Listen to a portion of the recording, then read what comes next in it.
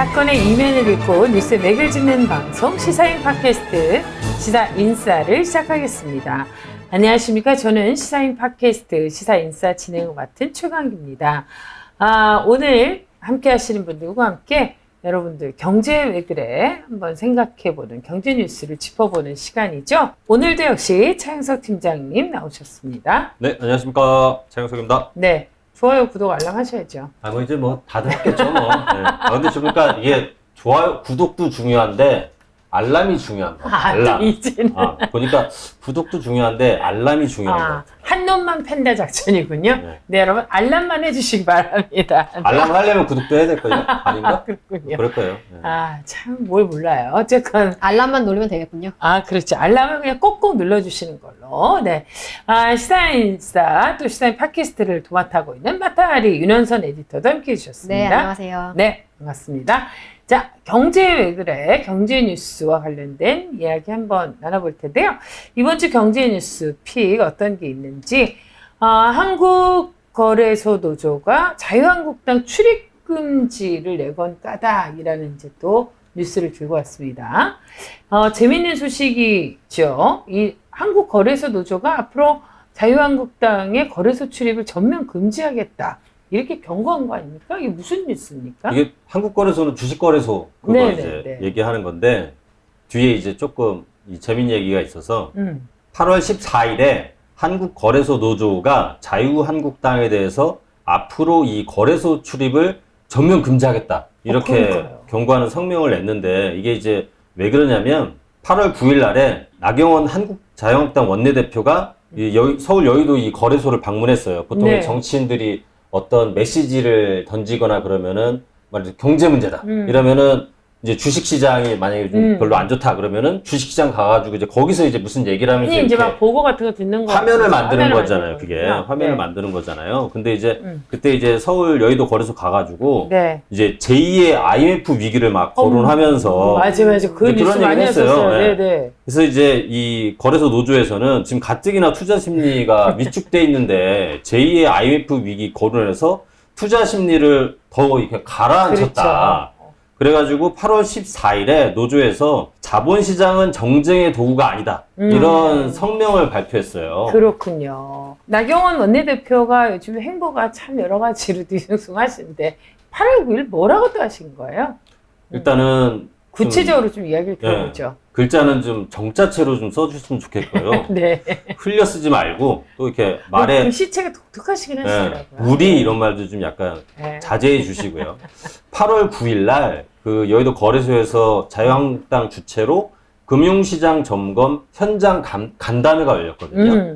그래서 이제 이 자리에서 나경원 원내대표가 뭐랬냐면 최근 주식시장에서 사흘 동안 시가총액 75조 원이 증발하고 환율이 오르면서 국민 사이에 제2의 IMF 위기가 온 게 아니냐 하는 불안 심리가 깊게 퍼져 있다.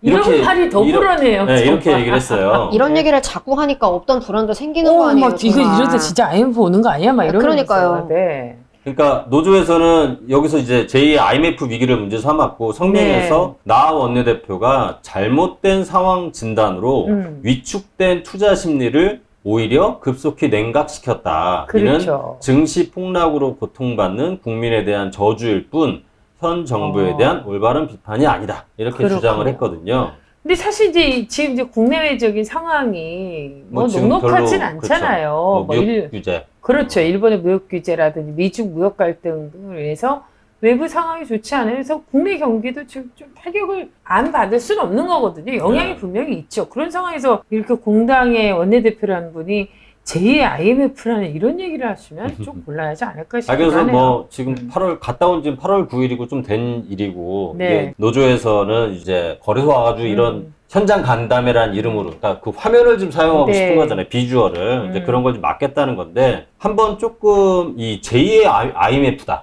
이거에 대해서 숫자를 한번 비교해 보려고 그러니까 어느 정도 정치인들이 경제 상황이나 아니면은 지금 상황이 어떻다 이런 얘기를 할 때는 나름대로 좀 근거가 있거나 그렇죠. 좀 그게 그래야 중요하죠. 되는데 실제로 상황이 어떤지 한번 네. 비교를 한번 해보겠습니다. 현재 그 외환 보유액이 4천억 달러를 넘었어요. 그러니까 6월 말 현재 4,031억 달러거든요. 와. 이 정도면은 세계 한 9위 수준인데, 그러면은 IMF 금융위기, 그러니까 외환위기 왔던 1997년에 한국의 외환 보유액이 얼마였나. 그때가 89억 달러였어요. 네. 그러니까 1997년에. 와. 그렇게 어마어마. 따지면 사실 지금 굉장한 엄청 차이가 그러네요. 있잖아요. 네. 그리고 이제 뭐 아시다시피 외환위기라는 게 그때 단기 외채가 많아서 국내에 그렇죠. 보유하고 있는 외환 보유액으로는 그걸 갚기가 어려웠기 때문에 IMF에 그 구제 요청을 했던 거잖아요. 그 구제 금융을 요청했던 네, 건데, 그러면 이 외환 보유액 대비 단기 외채 비율이 어떤가? 일단 2008년에도 그때 금융위기가 있었잖아요. 네. 그때 수치가 얼마였냐면 84%였어요. 그러니까 2008년 금융위기 때 경기가 진짜 안 좋았고, 그때 이제 글로벌 금융위기였대. 네. 그때가 84%였는데, 지금 3월달, 올해 3월 같은 경우 이 외환 보유액 대비 단기 외채 비율이 얼마냐면 31.6%예요. 그러니까 2008년도에도 되게 경제가 안 좋다 이런 얘기 했는데, 외환 보유액 대비 단기 외채 비율이 그때에 비해서도 지금 되게 낮아졌고, 그렇다면 1997년에 외환 위기 시기 때는 얼마였나? 네. 이 수치가 657.9%였어요. 와. 그러니까 전반적으로, 그러니까 제2의 IMF 위기 이렇게 얘기하려면 그때가 한 657%였으니까 지금 그래도 한 400%는 그렇죠. 돼줘야지 이게 좀 약간 비교가 좀 될 텐데, 이 수치도 좀 안 맞는 것 같고, 그래서 이런 상황에서 사실 이렇게 이런 수치로 좀 비교를 해보면 이 상태에서 좀 약간 제2의 IMF 위기, 이런 좀 국가부도 위기를 좀 얘기하는 건 시장 상황, 시장 심리에도 좀 약간 바람직하지 않고, 그리고 실제로 좀 IMF 사실 그때 좀 떠올려 보면 그때 입장을 다닐 직전이었거든요. 네. 입사하기 직전. 우리 또 옛날 얘기 또 네. 나온다. 또 이제 또네요. 검정 아니 고무신. 근데 진짜로 그때 지금 이제 좀 저보다 연배가 좀 어린 분들은 이때 이 상황을 잘 기억을 잘 모를 테니까. 근데 떠올려 보면 아침에 이렇게 신문을 딱 펼치면 일면에 기아자동차 부도, 맞아요. 그다음 또 넘기면 한보그룹, 그때 한보가 시작했잖아요. 한보그룹 부도, 기아 부도, 계속 쓰러지는 거예요. 해태 부도, 진로 부도, 그러니까 이런, 그리고 은행권들도 그때 다 눈물의 문들 비디오, 그래요. 네, 맞아요. 정말로 그때 휘청휘청거리고, 그게 이제 뉴스로 이렇게 맨날 아침마다 정말 그랬거든요. 근데 무서웠을 것 지금, 그럼요. 그리고 그때는 거의 실업 자체가 공포스러운 상황이었기 때문에. 그러니까 그때 그런 느낌과 지금을 좀 비교해보면 국민들이 제2의 IMF 위기가 온 거 아니냐는 불안 심리가 깊게 퍼져 있다는 나경원 원내대표의 말은, 경기가 그렇게 좋지 않다는 거를, 그러니까 지금 국제 상황이 워낙 안 좋으니까 그거를 인정한다 하더라도, 그러니까 너무 과한 그렇죠. 비판이다. 그리고 그렇게 과한 경제에 대한 과한 진단이 실제로 이렇게 시장 심리를 좀 더 안 좋게 하는 그런 효과가 있다. 네. 그리고 지금 이제 간략한 숫자로, 외환위기라는 게 사실 IMF 위기라는 게 외환위기였으니까 외환 보유액, 그리고 외환 보유액 대비 단기 외채 비율을 이렇게 딱 두 가지만 비교를 해도 때와 1997년과 지금은 상황이 달라도 너무 다르다. 이런 얘기를 할 수 있을 것 그렇죠. 같아요. 사실 이렇게 정말 국가가 어려울 때, 위기 상황일 때는 모두 이렇게 마음을 모아야 되는 게 인지상정 아닌가요? 그러니까 사실 그 IMF 때 우리가 기억나는 게 금모으기 이런 거잖아요. 국민들이 나서서 모두가 한마음이 될 그런 상황이었던 것처럼, 지금도 이렇게 어려운 상황일 때는 자기 자리를 좀 지켜줘야 돼요. 의원들은 자기 자리, 국회를 지켜줘야 돼요. 괜히 나가서 일 만들고 지금 엉뚱한 또 소리 하고. 자객투쟁하겠다고 하셨잖아요. 그렇죠. 그러시면 곤란해요, 진짜. 그러니까 이상한 불안 심리 이런 게 정말 저는 그분들이 너무 걱정이 돼요, 진짜. 그래서 하는 얘기인데. 세상 쓸데없는 걱정이 연예인 걱정하고, 네. 그다음 또 무슨 걱정 있죠? 연예인 연예인 걱정하고 무슨 걱정이 세상 쓸데없는 걱정이라 그랬는데. 네. 그래, 알았어. 걱정 안 할게요. 세상 쓸데없는 걱정이 연예인 걱정하고 자유한국당 자한당 걱정. 근데 어쨌건 그래도 우리 이런 마음을 갖고 있어요. 저는 늘 네. 우리 보고 자꾸 오라고 하니까 저기 자리를 지켜주시고 이렇게 자꾸 실수해요. 난 정말 이해해요. 갱년기 뭐 와서 그러실 수도 있고 뭐 그냥 빼자. 네. 아무튼 뭐 글자도 좀 약간 궁서체, 정자체로 네. 좀 써주시고요. 그러니까요. 좀 이런 좀 과도한 우리- 상황에 좀 안 맞는 그렇죠. 비유나 비판은 자제해 주시기를 그렇죠. 요청합니다. 네. 여기 어려울 때일수록 또 이렇게 좀 마음을 모으고 좀 이 현실을 냉정하게 바라보는 눈 이게 그 어느 때보다도 필요하지 않나 이런 생각을 해봅니다. 우리 나경원 의원님 꼭 좀 지켜주시기 바랍니다. 네, 궁서체 알겠습니다. 구독해야 한다. 아, 그렇습니다. 궁서체. 예. 두 번째 키워드 넘어가도록 하겠습니다. 이 한일 경제력을 비교해 보니까 부동산이 확 튀네. 이건 또 어떤 뉴스인가요? 요즘은 사실 일본의 무역 규제 이게 워낙 이제 지금도 그렇습니다. 어쨌든 계속 진행되는 거고 이런 뉴스가 많은데 이게 한일 경제력을 비교해 보는 건 또 이 시점에서 아주 의미 있는 것 같아요. 네. 최근에 그 중앙일보에서 이 한일의 경제력을 비교하는 기사를 좀 내보냈는데요. 네. 그래서 양국의 국민 대차 대조표를 분석했습니다. 이 흥미롭네요. 국민 대차 대조표는 한 국가가 보유한 전체 재산이 기록된 회계 장부라고 할 수 있는데, 그래서 이를 한국에서는 이게 한국은행하고 통계청이 작성하고요. 네. 그리고 이게 유엔이나 이런 국제기구가 공동으로 마련한 기준을 가지고서 이 표를 오. 작성하기 때문에 국가가 좀 달라도 서로 약간 비교할 수 있는 잣대가 좀 그렇군요. 되거든요. 중요한 건 그래서 이제 비교해 봤더니 어떤가요? 그래서 일단 두 나라의 가계 그리고 정부, 기업 이렇게 경제 주체들이 보유한 자산을 모두 더했더니 나 막 가슴이 뛴다. 막 아, 두근두근. 두둥 막 이러면서. 네. 근데 뭐 대체로 뭐 숫자는 막 그러니까 한국의 국부가 5,511조고 일본이 3경 뭐 7,832조. 그러니까 워낙 많네요. 너무 큰 숫자이기 때문에 비율로만 할게요. 예, 예. 비율로. 일본이 좀 많다. 일본이 네. 한국의 2.44배 정도예요. 그러네요. 그러니까 네. 전체 크기가. 네. 근데 보면 인구가 인구도 거의 한 대충 2배, 지금 2배 정도. 우리 5천만, 1억 넘잖아요. 일본이 1억 2천만 그렇죠. 정도잖아요. 네. 그러니까 뭐 그것도 좀 저기가 있을 거고. 음. 근데 이제 조금 이제 비교를 좀 약간 해보면 이 생산 자산, 생산 활동에 투입해서 부가가치를 만드는 생산 자산, 뭐 네. 운송기계라 장비라든가 기계, 뭐 지식재산 생산물 등 이런 생산 자산을 지금 비교를 좀 해보면 일본이 3.07배 많은 걸로. 그러니까 기사에서는 이걸 쉽게 말해서 일본이 한국보다 공장이 3배가 더 많다. 그러니까 전체 부의 사이즈가 2.44배가 많은데 이런 생산 자산이 한국보다 3배가 더 많다. 그러니까 그렇지. 경제 사이즈에 비해서 공장이 더 많다. 뭐 이렇게 좀 봐야겠죠. 그리고 이제 생산의 효율성 이걸 좀 따져보면 효율성은 이제 같은 지표가 될 네. 터이니 한국이 이제 일본에 좀 뒤진다. 아. 그래서 모든 토지와 건물, 기계, 지식 재산 뭐 이런 국민 순자산을 활용해서 얼마나 많은 국내 총생산 GDP를 달성했는가 네. 이런 걸 비교해 보면 한국은 순자산 대비 GDP 비율이 12.2%, 네. 일본이 16.2%. 그러니까 똑같이 1,000억 원짜리 공장, 뭐 토지, 기계 이게 1,000억이라고 치면 거기에서 한국은 한 해에 122억 원을 생산하는 반면에 일본이 162억 원어치를 생산하고 있다. 네. 이런 의미라고 보면 된다고 합니다. 그게 그러니까 효율성이 더 좋은 거네요, 일본이. 그러니까요. 예. 네, 네. 그러니까 제시해 주신 수치를 보면 뭐 인구가 많기 때문에 규모가 큰 것도 이해되고 네, 그렇죠. 또 뭐 면적도 넓고 이러니까 공장수 많은 것도 이해가 되는데 생산 자산이 어쨌든 그렇죠. 더 예. 더 그런데 크다.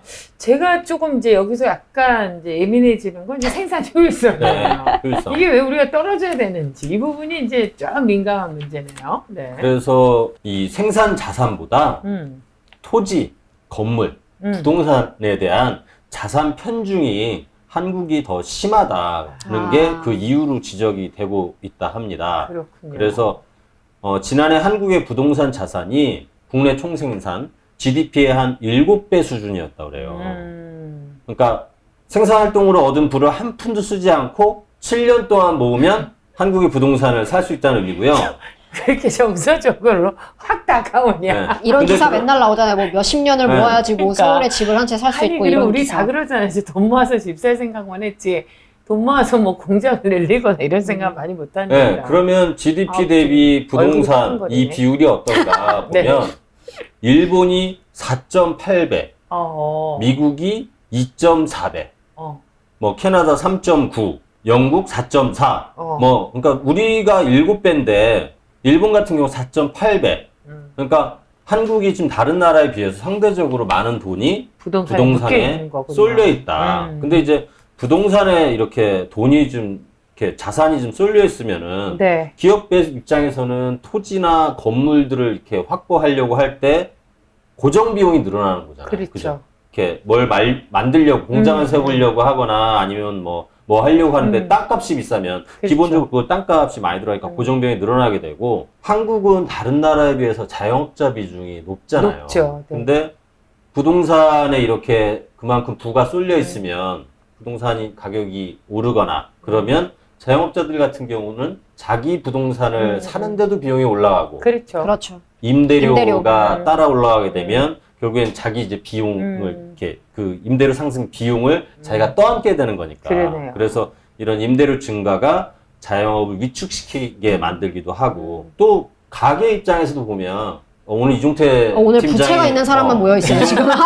이종태 팀장 같은 경우가 지금 안 계시긴 한데 가게 같은 경우 이제 주택담보대출 이게 그렇죠. 많잖아요. 그리고 또 전월세, 아, 그 다음에 또 그러니까 전월세 대출, 그러니까 전세 대출, 네. 그 다음에 커요, 월세 네. 비용 뭐 이런 것들. 그러니까 주거 비용이 전체 소득 안에서 차지하는 비중이 너무 큰 그렇죠. 거예요. 그러다 보면 가처분 소득이라고 하잖아요. 그러니까 가계 수익 중에서 반드시 들어가야 되는 것들 다 빼고 나서 그 가처분 소득이라고 하는데 그 가처분 소득 자체가 줄어드는 거예요. 맞아요. 주거 비용이 높아지니까. 저희 가게의 고민이 그거예요. 아니, 그러니까 그러면은 매수가 부진하게 네. 되고.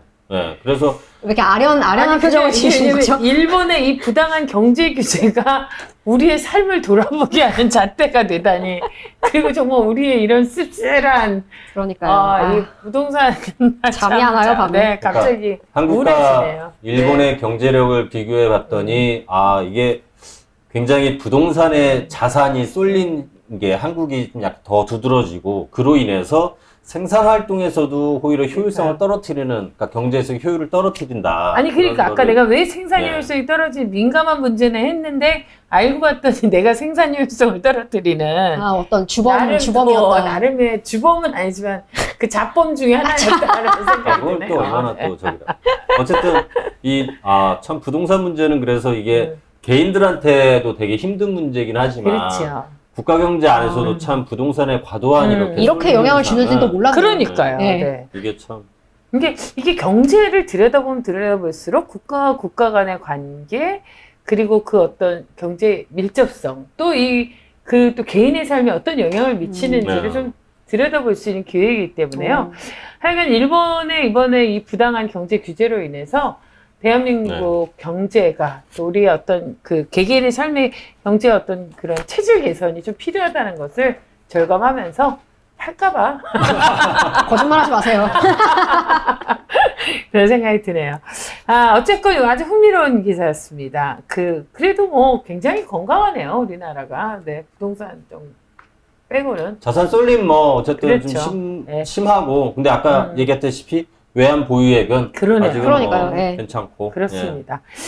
그럼 이제 세 번째 뉴스로 좀 넘어가 보도록 하겠습니다. 세 번째 뉴스는 대형마트의 적자는 인구 변화의 탓이다. 이런 얘기를 해주셨어요. 인구 변화가 또 여기에도 영향을 미칩니까? 예, 제가 약간 그 부분이 좀 흥미로워서 이거 한번 이 뉴스를 가져와 봤는데 네. 일단 요즘 그 오프라인 유통기업이 별로 이렇게 경기가 좋지 않다. 이 얘기는 다 아는 거고 뭐 대형마트 요즘 사람들 많이 안 간다. 이거 네. 가보면 사람이 다 없어요. 아는 네, 거고. 저도 대형마트 이제 끊었어요. 원래. 그래요? 네, 저는 항상 대형마트에서 장을 봤었거든요. 오프라인에서도 그렇고 온라인에서도 그렇고. 근데 이제 대형마트를 굳이 이용할 필요가 없더라고요. 오. 그럼 어디서 사요? 마켓컬리, 쿠팡. 아니 뭐 예를 들어서 근데 그 세제나 이렇게 좀 덩치 큰 것들 그런 건 어떻게 해요? 쿠팡에서 사죠. 그런 걸 또 아니, 거기서요? 로켓 배송이 오늘 주문하면 내일 안에 배송을 보장해 주는 거 이제 로켓 배송인데 요새는 막 오후 4시에 주문을 하잖아요. 그러면 다음날 아침에 새벽 6시 반에 집 앞에 와 있어요. 와, 우리하고 세대 차이 엄청 나더니 가장 스마트하게 살잖아.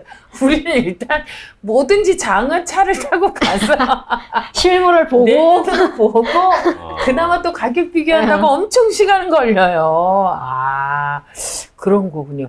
근데 어쨌건 이제 이렇게 그 소비자들의 심리나 어떤 소비의 어떤 태도가 바뀌어서 그런지 몰라도 대형마트의 성적표가 좀 많이 네, 달라지고 그래서 있다고요? 이제 그 이마트 2분기 실적이 나왔는데 2,999억 영업 손실을 기록했다고 공시를 했다고 합니다. 공시했어요. 예. 이게 적자 난 게 처음이라던데요. 제가 네, 조사 네. 보니까. 그래서 분기 적자 기록한 게 그래요? 창사 이래 처음이고 어. 지금 신용평가사 뭐 S&P 이런 데서 지금 신용등급 이마트 신용등급도 한 단계 와. 낮춰 조정했다 그래요? 하고요. 그리고 여기 이마트뿐만 아니라 롯데마트도 지금 2분기 적자 339억 원. 롯데마트도 적자가 났다 하고요.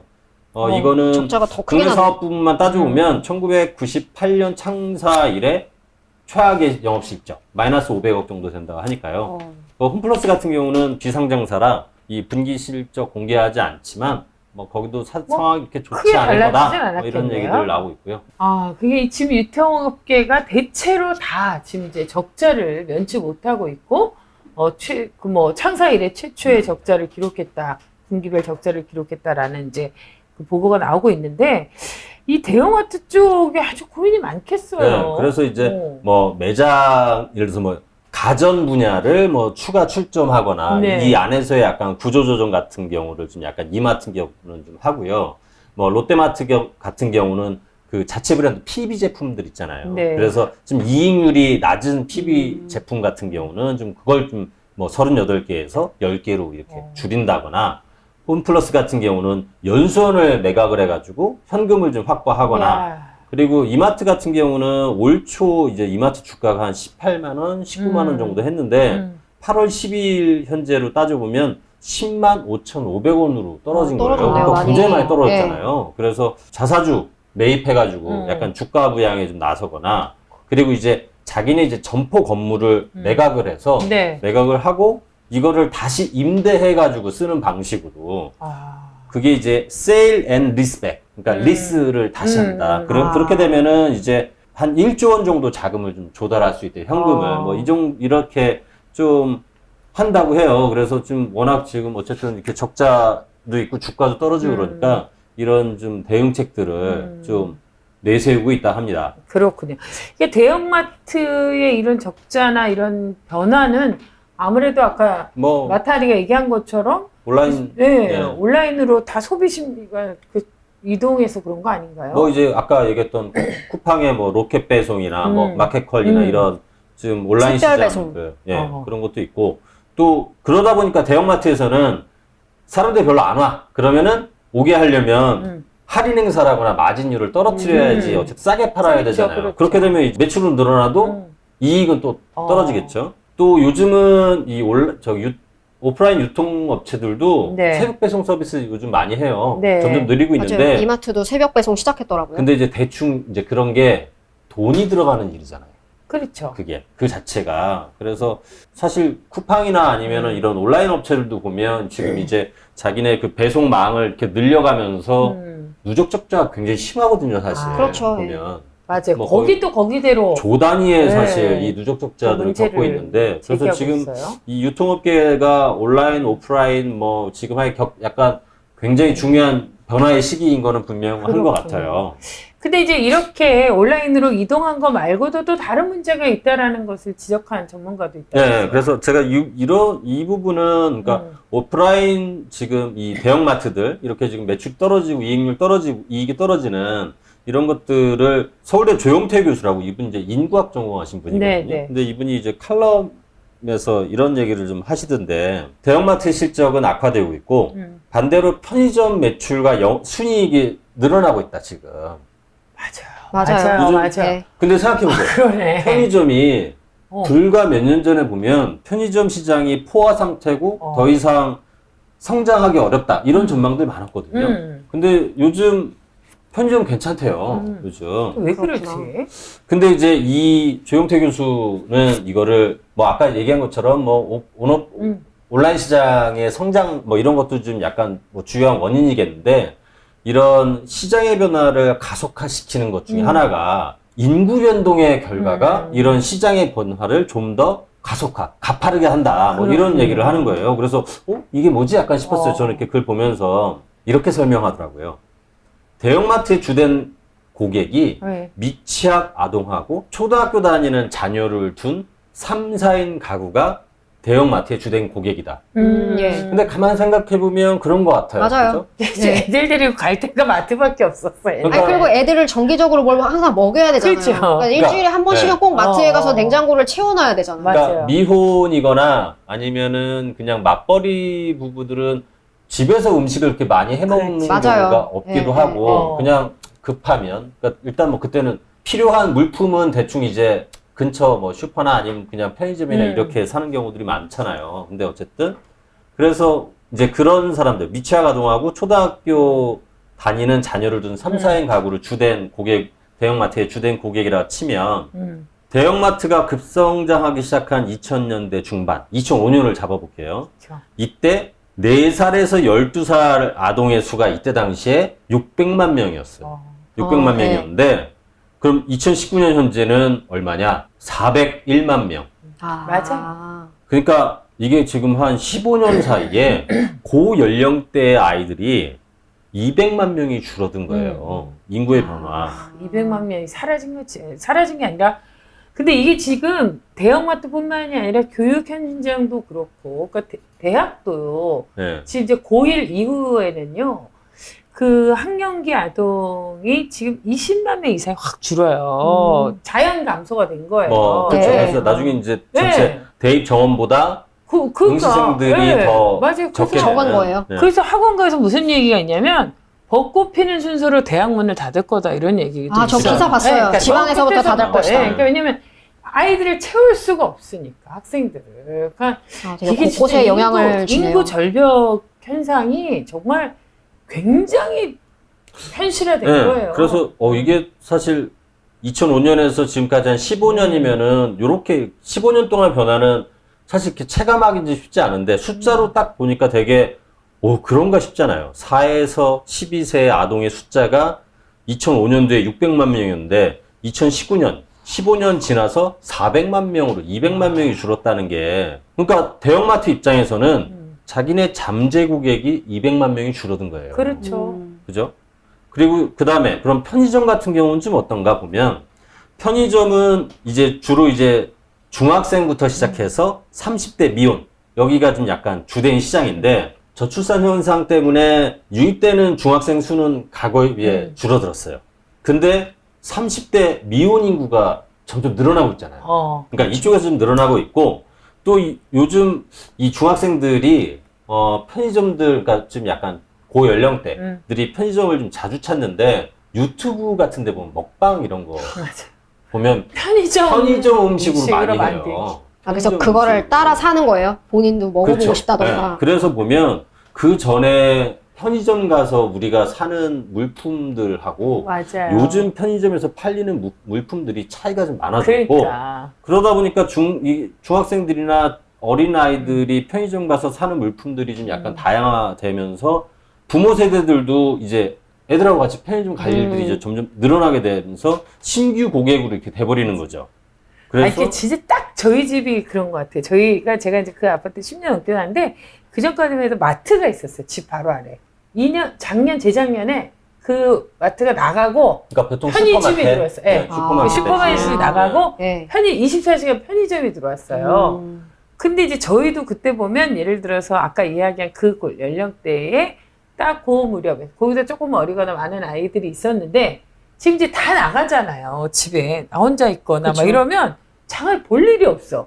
그러면 나도 편의점에 가서 반조리 식품을 그 사다 먹게 되는 거예요. 그게. 네. 그러니까 정말 이 삶의 패턴이 달라지는 이런 영향이 있네요. 정말. 이제 그래서 청년 미혼 인구수가 점점 늘어나고 중고등학생들이 그래도 서울 같은 경우는 좀 그래도 좀 어느 정도 좀 있잖아요. 다른 지방에 그렇죠. 비해서는 지역에 비해서는 그러니까 서울 같은 경우는 조교수 같은 경우는 편의점 시장이 앞으로 더 커질 가능성이 더 있다 지금. 그리고 이제 뭐 그래서 이 대형마트의 실적 저하를 이 인구 변동하고 연결해 설명하는 게 저는 되게 흥미롭더라고요. 그래서 좀 그럴 수 있겠구나. 그리고 이제 지역 같은 경우는 지금 인구 변동이 훨씬 더 수도권보다 그렇죠. 심하잖아요. 그러면 지역 같은 경우 이제 마트 같은 경우가 정말 사라지죠. 사라질 가능성이 크잖아요. 네. 그러면은 그렇게 사라지면 이렇게 쇼핑 환경이라든가 이렇게 생활 물품을 구입할 수 있는 데가 어쨌든 적어지게 되니까. 그러네요. 그게 이제 재래시장이나 아니면은 일반 그냥 보통 우리가 슈퍼마켓이나 이런 데가 지금 버텨지면 모르겠는데 그런데도 사실 이렇게 마찬가지로 감소하게 되면 그렇죠. 지역 같은 경우 그러면 사람들이 더 그럼 물건을 어디서 사요? 그런 사는 여건이 더 안 좋아지는 거니까 인구 변화가 좀 더 더. 가속화될 거고. 그러니까 이게 그렇죠. 악순환이 그러네요. 이렇게 반복되는 네. 거죠. 그러니까 네. 이게 이제 정말 자연 발생적으로 우리가 그래서 이제 인구 절벽을 통해서 사회적으로 가장 큰 문제라고 할 수밖에 없는 게 도시도 소멸이 되는 거예요. 인구가 주니까. 그러니까 네. 저 최근 한 달 동안에 대형마트에 가본 적이 없는 것 같아요. 맞아요. 저도. 예. 그럼 어디에서 물건을 주로 사세요? 온라인으로 그냥. 여기도? 네, 온라인. 오. 온라인으로 그냥 사요. 그냥 처음에는 그냥 저는 운전하는 걸 별로 좋아하지 않기 때문에 그냥 무게가 좀 큰 것들 사려고 네. 그나마 마트를 갔는데 그냥 온라인으로 주문해서 쓰니까 편하더라고요. 굉장히 맞아요. 업어가는 느낌이 드네요. 이런 사람한테 업어서. 자기도 좀 큰 걸수록 젊다고. 온라인으로 사는 게 더 좋아요. 윤호선 씨한테 듣고서 온라인으로 주문하기 시작했어요. 그렇죠. 네. 근데 진짜 편해요. 네. 그래요? 굳이 갈 일이 어. 없어진다니까요, 진짜로. 저는 아예 그런 걸 안 먹고 안 써요. 아니 세제 이런 거 있잖아요. 생필품이 그러니까. 세제. 떨어질 때. 그렇죠. 세제나 뭐 휴지 이런 거. 그냥 동네 슈퍼에서 사갖고 집에 가자니 좀 무겁고 양이 많을 맞아요. 때는 그냥 그렇게 해서 주문을 해서 이젠 줄지도 했더니 않아요. 식구가 없으니까. 네, 띠로리. 근데 어쨌건 굉장히 흥미로운 지적이었고 굉장히 설득력 있는 그런 분석이 아닌가. 그러니까 이런 쇼핑의 생각을 해보네요. 이런 쇼핑하는 이런 문화의 패턴, 소비 패턴의 변화뿐만 아니라 인구의 변동이 그렇죠. 대형마트 실적 저하에 영향을 미쳤다. 미치고 있다. 이렇게 설명하는 방식이 저는 되게 흥미로웠어요. 그렇습니다. 그래서 저는 사실 인구의 변화 이 부분은 이 경제 문제에서 굉장히 주요하게 봐야 될 부분인데 제 기억에 조용태 교수가 책도 쓰신 게 있던 것 같은데 나중에 한번 그 책 한번 정리해 갖고 와요. 정리해서 네. 그 얘기만 한번 인구와 그래요. 경제 이걸로 한번 얘기를 해봐도 흥미로운 지점들이 많이 있을 맞습니다. 것 같습니다. 그리고 차인석 기자가 워낙 책도 많이 읽고 네. 정리를 꼼꼼하게 잘해줘서 다음 주 빨리 정리해 갖고 와요. 우리는 기다리고 있을 테니까. 제가 그러니까 이렇게 주변에 책을 많이 읽는 좋은 친구가 있는 건 굉장히 행운인 것 같아요. 좋은 친구요? 그냥 거저 듣게 되고 여러분들께서도 이렇게 시사인 팟캐스트를 통해서 차영석 기자가 꼼꼼하게 짚어주니까 앉아서 네. 굉장히 잘 분석할 수 있고 세상을 볼 수 있는 눈이 키워지잖아요. 이왕이면 또 한번 읽어보시는 것도 좋을 것 같고요. 오늘 그 세 분과 함께해서 오늘 이종태 팀장이 어디 갔어요? 이종태 팀장. 취재 나갔대잖아요. 취재 가셨어요? 네, 근데 이렇게 보니까 더 훈훈하네. 그렇게 말씀하시면 또 섭섭하실 수 있잖아요. 그렇죠. 그분의 또 이렇게 저음이 그립습니다. 제가 취재 현장에서 열심히 뛰고 있는 이종태 기자가 또 어떤 뉴스를 물고 올지 기대해 주셔도 좋을 것 같고요. 오늘 이 경제 뉴스를 통해서 참 다양한 시선으로 세상을 바라보고 또 인구 절벽, 인구 문제가 우리 생활에 얼마나 그 많은 영향을 미치고 있는지 정말 공포로 다가오는데요. 여러분들께서도 좀 깊은 고민과 생각을 좀 해봐야 될 때가 아닌가 이런 생각을 해봅니다. 대책이 필요해요. 대책이. 그죠? 우리도 좀 대책이 필요해요. 알람 대책이. 네. 여러분들께서도 많이 눌러주는 게 대책이시죠. 많이 또 아이들을 잘 낳을 수 있는 환경을 만들어야 되겠고요. 자, 오늘 시사인싸 경제외글의 경제 뉴스 여러분과 함께 짚어봤습니다. 흥미있게 들으셨다면, 흥미있게 보셨다면 여러분 알람 꼭 눌러주세요. 고맙습니다. 고맙습니다.